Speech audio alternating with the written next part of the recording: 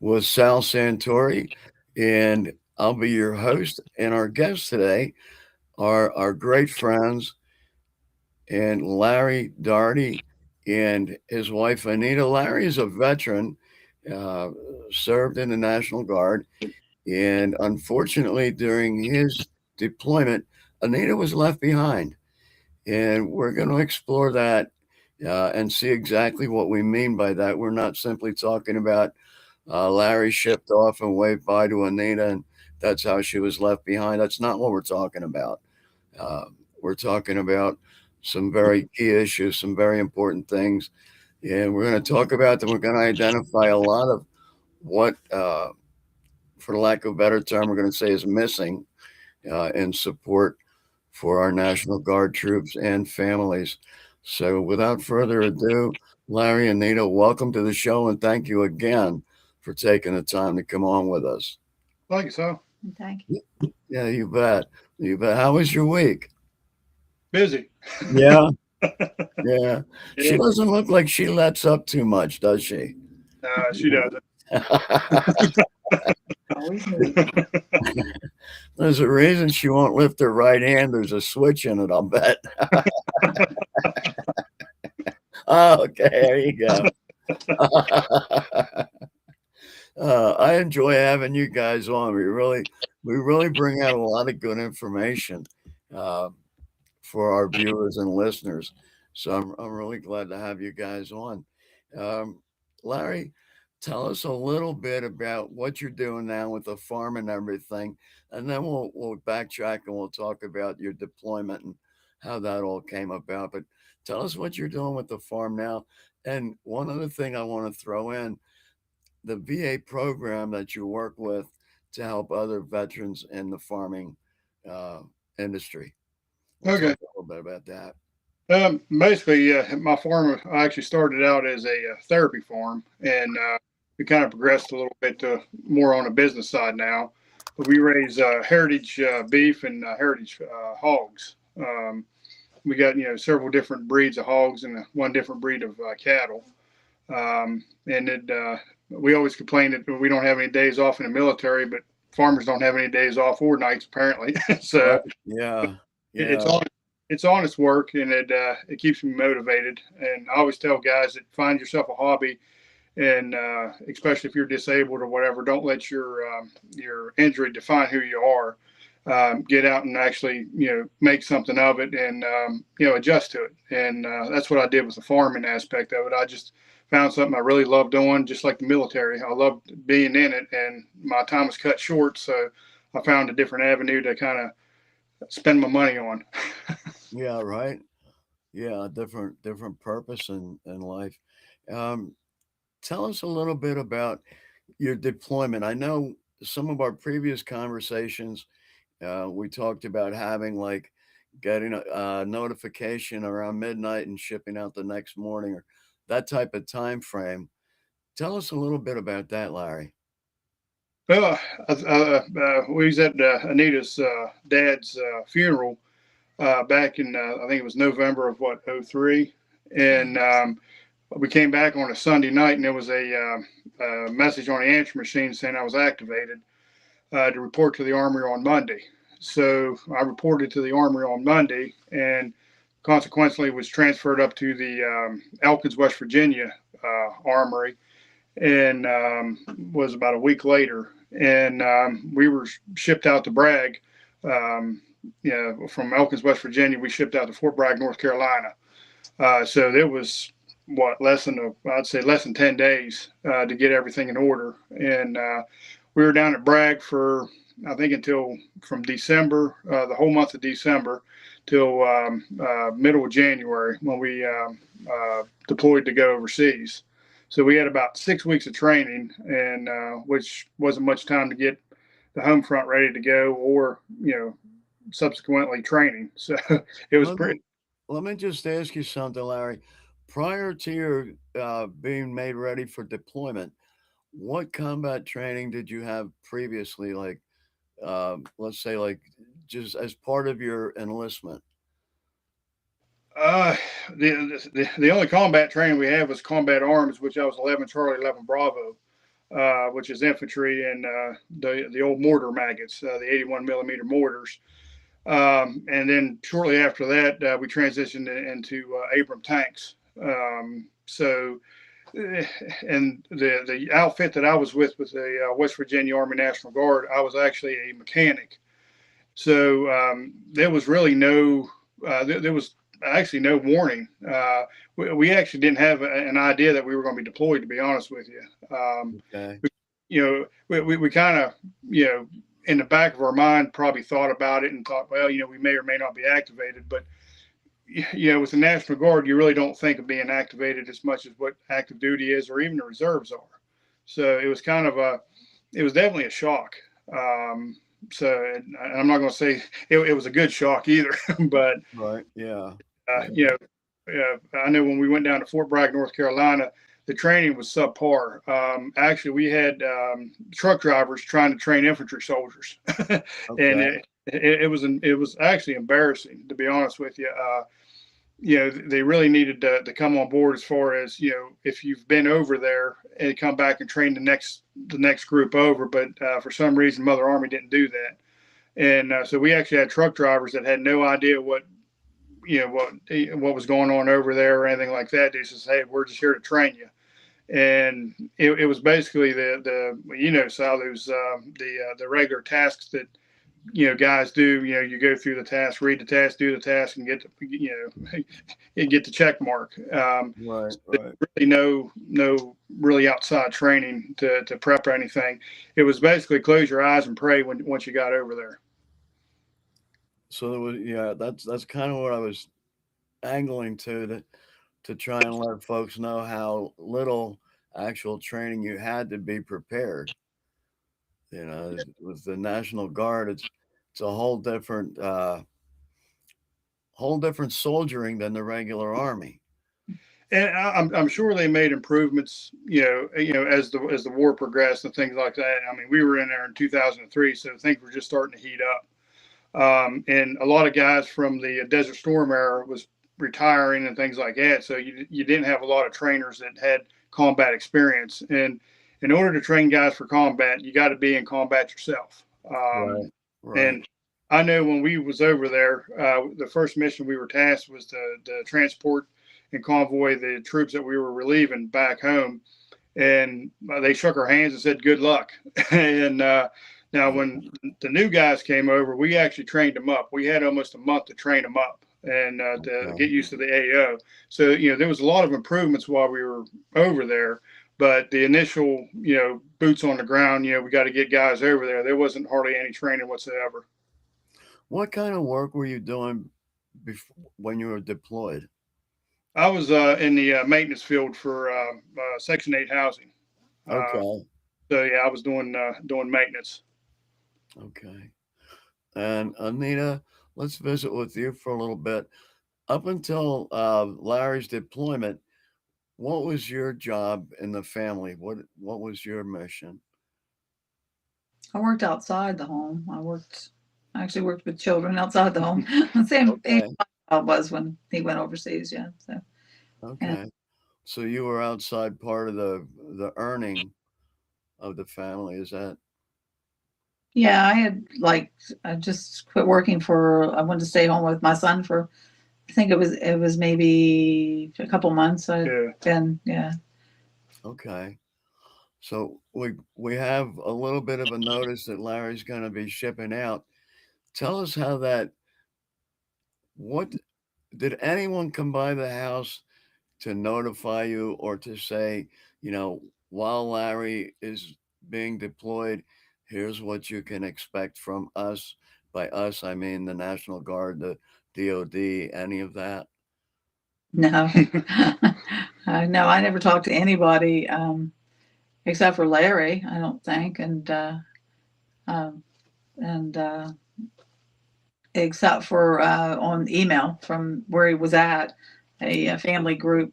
I mean, over what? How many hours away? About 4 or 5. Yeah, it was a ways away down in Yeah. Williamson. Yeah, Well, tell us about how that was. What was that all about? The family we had to travel to. It was the unit that I was deployed with was from Williamson, West Virginia. Uh, Okay. An hour past Charleston, yeah, about an hour West past Virginia. Charleston, West Virginia, on the Kentucky Yeah. border. Um, Okay. and then they sent Anita an email introducing themselves as far as the family support group, and that was pretty much about it. Uh, Okay. and That's okay. That's what I was looking for. Okay. So that was the big hello, right? That was the big we're here to support you, just don't call us kind of thing. yeah, Yeah. Yeah. It When how was just long also, I mean, I'm so. sorry, go ahead, Anita. What? No, I said it was just an email. I didn't have any other information other than the email thing, but I What just, did I'm sorry, I might have missed it, but what did the email actually say? What it information was they just, gave I you? don't remember 100%, but it was basically just saying that introducing themselves as family support group. family support group, and she gave a name, but I don't remember. But that was it. It was through email. I mean, if I went to contact back, it was through email. It wasn't. Yeah, I I mean, think the biggest problem is it that was probably all of them were just new at it too. yeah, I mean, it was a small town, so I mean, it's yeah, of course their husbands were deployed as yeah. I well, mean, and then on top of that, you one person lives in Pennsylvania, and the rest of them are all the way up in Williamson, West Virginia. So they didn't there, know me, so yeah, I mean, there's no help really, because what are you going to do? Drive 5-6 hours to go up for coffee? Right? Yeah. uh, Yeah. So I was going to come to that question as asked how far that was again. It was like 5 or 6 hours was the difference there. yeah, Travel. Yeah. Wow. So there was nothing after that, no follow up, no. no, no, Okay. nothing from your original unit either. I mean, no, because nothing from I the. didn't know anybody was in the unit or anything anyway. I mean, I didn't. Just people you know. Yeah, But, my unit uh, just shook my hand, said, "Good luck. I hope to see you on the other side." So, Bring this with you. yeah, So how long were you deployed, Larry? 18 months. 18 months. Yeah. And that was solid. That wasn't leave time, nothing. That was Well, we got leave time in October. I was one of the actually I think I was the last guy to get leave, and by that time I really didn't want to take leave, and that was a trying issue right there too, trying to coordinate, trying to get home and things like that, because they flew us into, I think, was it Atlanta, Georgia, and then from Atlanta, Georgia we hit Pittsburgh, and Pittsburgh's close 2 hours away from us where the airport is. So Anita had to come down with her mom and her brother to pick me up, and then of course take me back the same way. So right. if I had to do it all over again, I probably wouldn't have took leave. But they kind of forced me Yeah. to. made Yeah. it harder for you too. It's harder for all of us, I think. Yeah, because you're home for 2 weeks and you go right back, and you still know that you have still, I think, what was it, 6 more months, 7 more months left. So Yeah. They frame time frames. Yeah. I think it does more harm than good coming home for 2 weeks and going back. oh, it does. Yeah. Yeah. Wow. I'm don't mind me. I'm just like reliving a moment there. Yeah. Uh, um,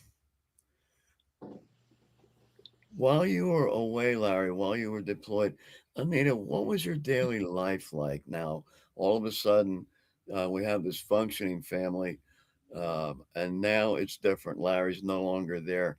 What was your life like? Your daily life?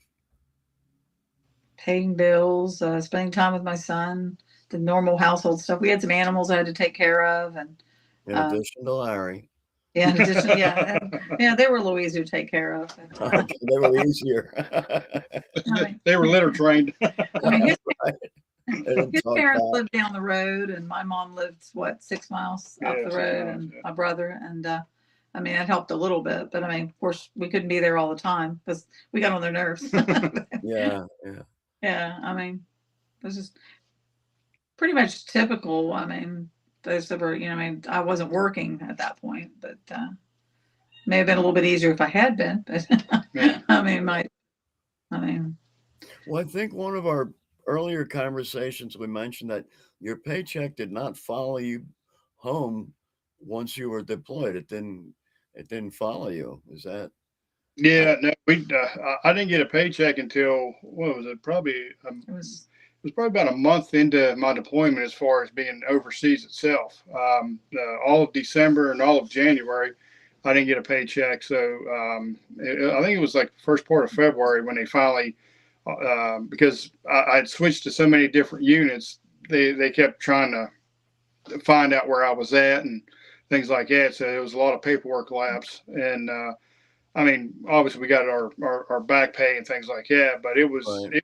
it was tough. I mean, yeah, no, it was tough for me mentally because I knew that they weren't being taken care of at home, and I'm sure it was a lot more tougher for Anita because not being able to pay the bills and have money to buy I food with.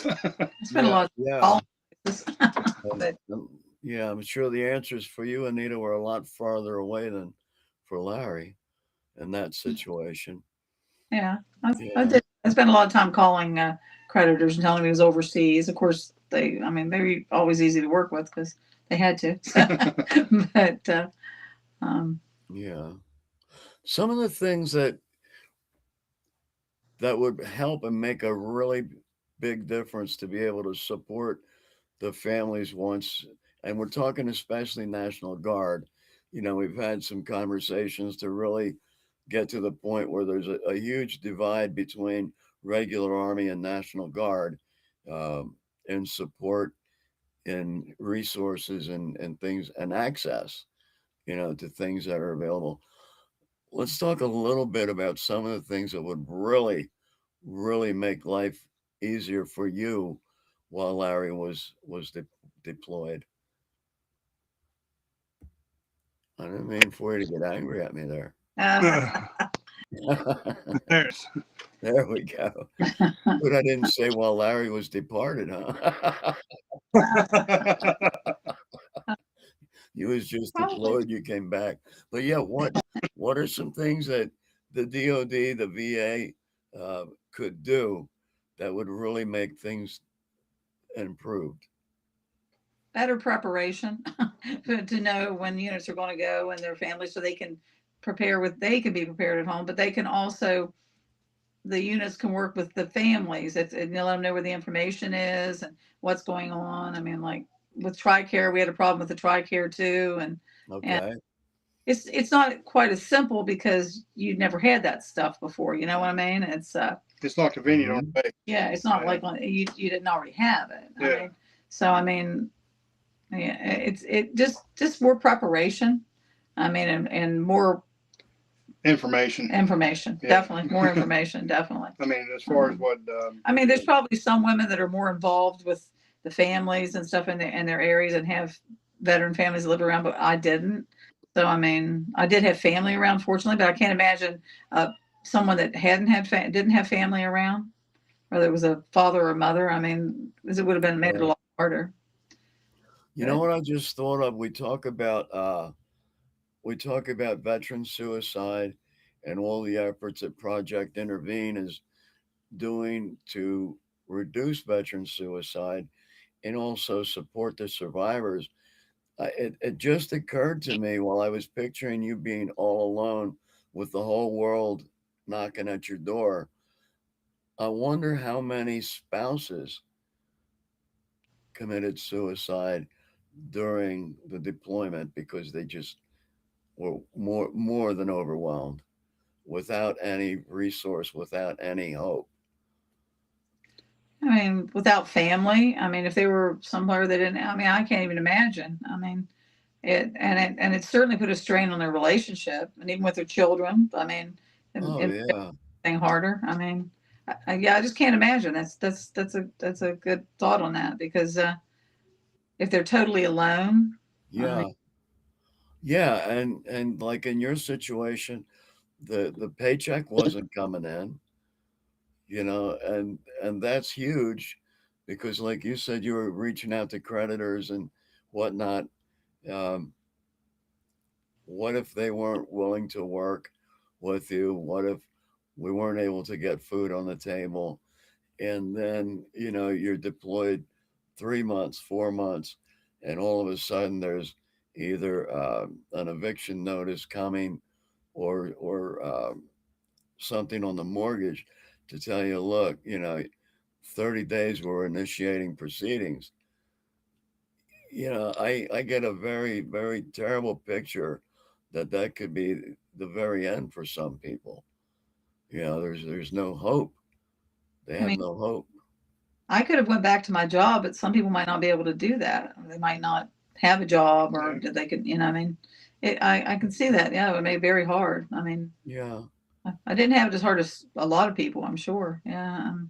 I think it really brings us back to exactly what you said, the preparation. You know, Larry, was it 10 days before you were notified that you shipped out? Was that?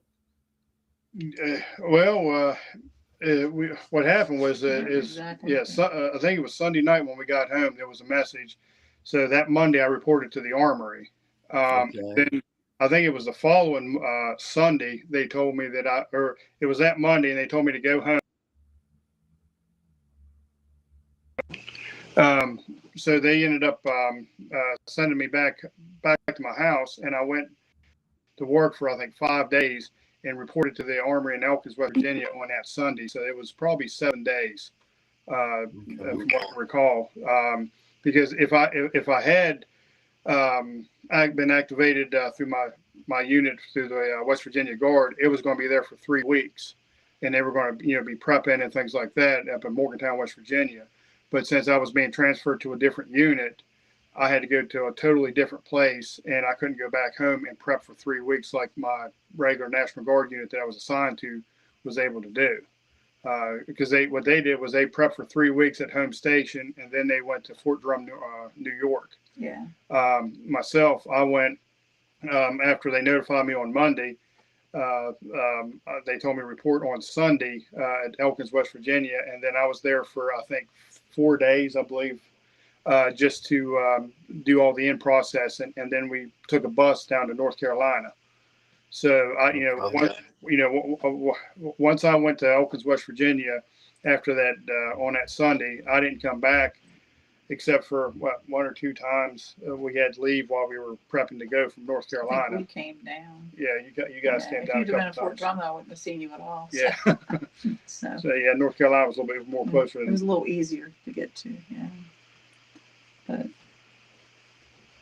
I'm hearing we definitely need to advocate for getting much better support, and that would start.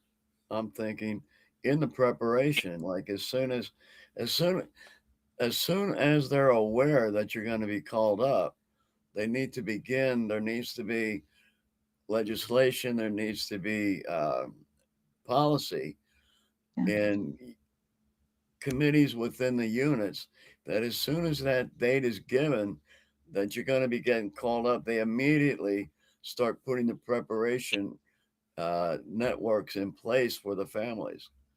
No, absolutely. Definitely. Y- Yeah. Yeah, yeah, because it'll make the difference between life and death. I guarantee it. I Well, guarantee it. and I think the biggest thing is, Sal, is that if a guy or a gal that's deployed uh, isn't sure if the home front's being taken care of financially, your head's not in the game. I mean, Hmm. it's very hard to put your head in the game when you're worried about your house and things like that, and your family back home, not getting paid or for whatever reason. I mean, Yeah. it's to be snatched up, within less than 10 days, and you're on a bus down to North Carolina, and you don't even have time to get all your ducks in the row, so to speak, and get everything Mhm. lined up. Because I know that I was doing all the bills and everything, and so she had to fumble through everything that I was doing. Figure out your system. Yeah. Yeah. So because we had no idea. I mean, it was such a you're busy trying to get your mindset prepped and everything like that, and then next thing you Yeah. know, you don't have time to do the small stuff, which is the bills and things like that, to show her what to do. And that carries over to really affecting your buddy, the other people in your unit, your squad that are counting on you to do your part. Absolutely. Yeah, yeah, that could be a whole lot of dead people. Exactly. Yeah, yeah. Wow. This is really, really, really a powerful conversation. You know, and I know with Harry Cochran, we'll be visiting with him tomorrow, and he and I had a conversation. For those who might not know, Harry is a veteran as well. Um, Great, long time, deep family ties to the area, Fayette County, Uniontown, the whole area. And we talked about some of the things, excuse me, that are, we talked about the horrendous fact that the veteran suicide in Fayette County is more than twice the national average. We talked a little bit about the huge lack of employment options for veterans in Fayette County and the Tri County area. And now we need to add this whole uh, issue of the lack of preparation and support. And I think we finally were able to identify, preparation is where we needed to start, just like reintegration when we come home. Oh, That's a huge problem for us coming home, the lack of reintegration. So the reason I'm bringing this all out is um, even to not want to choose sides for the election.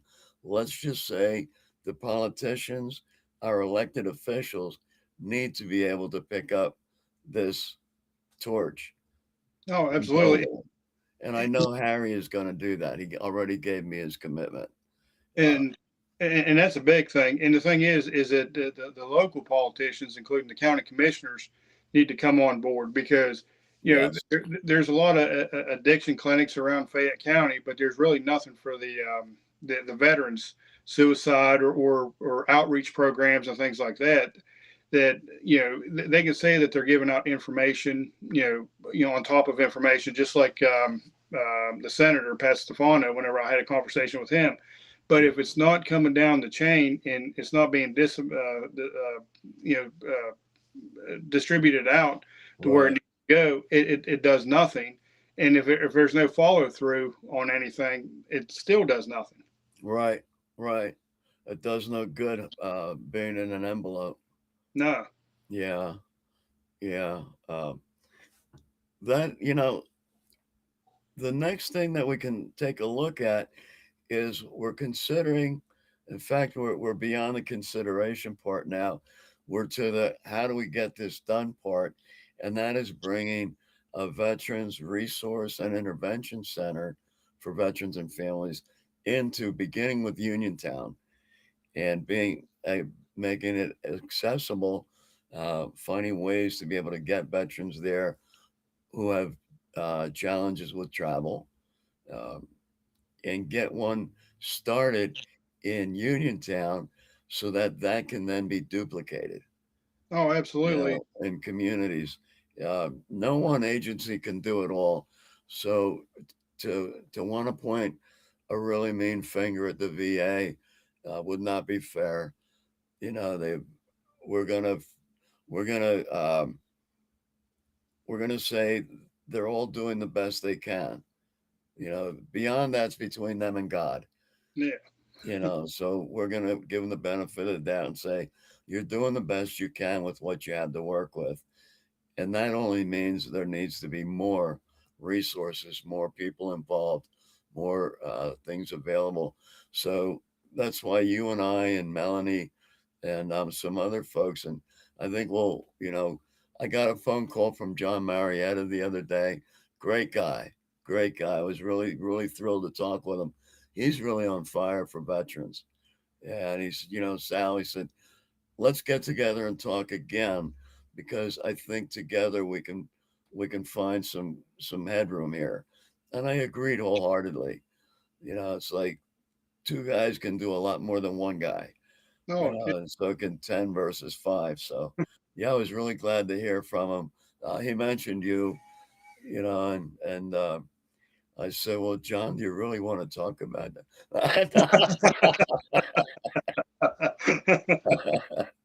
But I see everything, the bigger picture is I see people coming together, things coming together, ideas coming together, and for the benefit of the veterans, the families, and the community.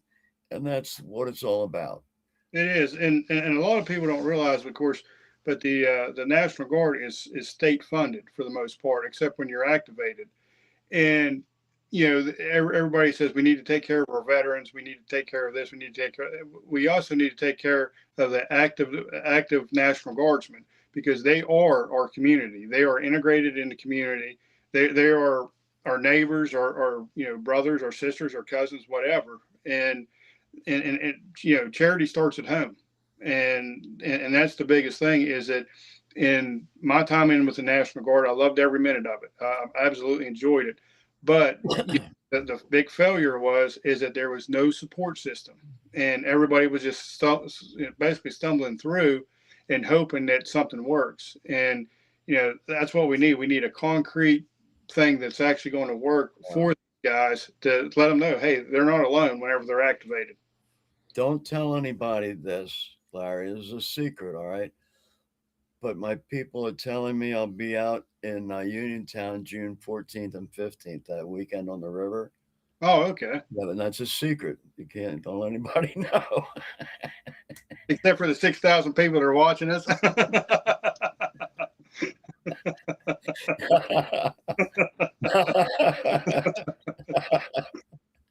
Oh, man. We actually ran out of time about 2 minutes ago, and that's okay. That's okay.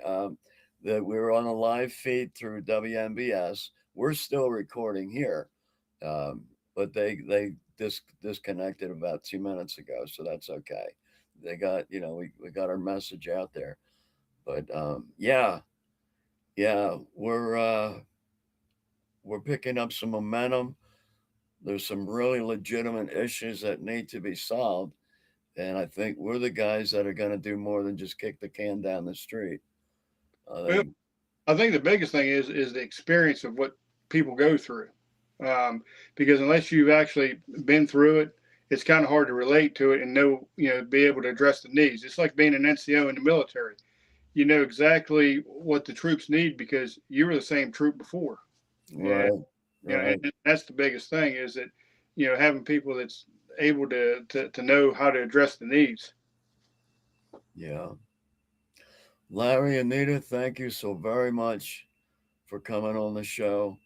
I can't wait to see where we are in 6 months or a year regarding the things that we're talking about.